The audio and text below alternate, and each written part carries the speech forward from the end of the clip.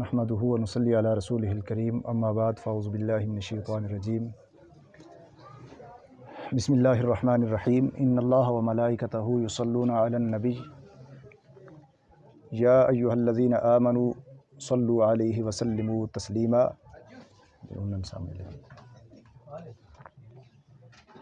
Camera تم رکھ لیا نا۔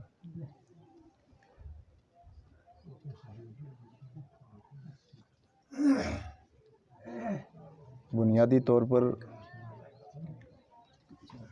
اس محفل میں 2-3 سوال ہویا جڑا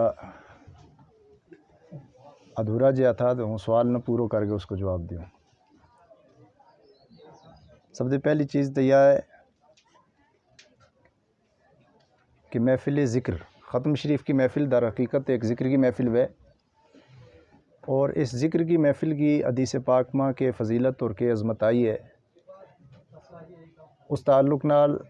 مینا حضرت سیدنا ابو ہریرہ رضی اللہ تعالیٰ عنہ کی روایت جڑی امام مسلم نے اپنی صحیح مسلم میں روایت کی ہے وہ یاد آئے گی، الفاظ حدیث بھی یاد ہیں کہ نبی کریم علیہ الصلوۃ والسلام نے فرمایا کہ ان للہ تعالی ملائکۃ سارۃ فی الارض یتبعون مجالس الذکر فاذا وجدوا مجلسا جلسوا فیہ، کہ خداوند قدوس کا نظام ماں جڑی فرشتوں کی تخلیق ہوئی ہے وہ بھی بے مقصد نہیں۔ فرشتوں کی تخلیق کسی نہ کسی مقصد کے تحت تھی، اور ہر فرشتہ کی ذمہ داری تھی کہ کوئی نہ کوئی کام وہ انجام دے۔ چنانچہ کوئی فرشتوں قبر کا حساب کتاب پر مامور ہے،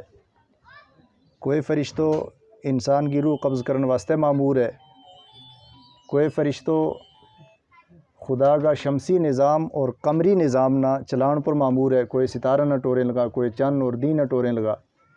یہ سارا نظام اپنا دست کرم نال اور دست قدرت نال خداوند قدوس انجام دے سکے، لیکن اس نے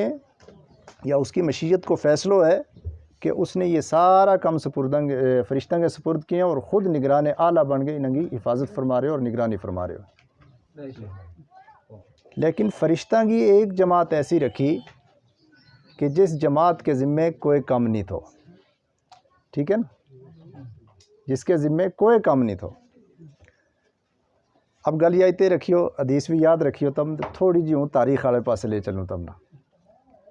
جس وقت خداوند قدوس نے حضرت انسان کی تخلیق کو ارادہ فرمایا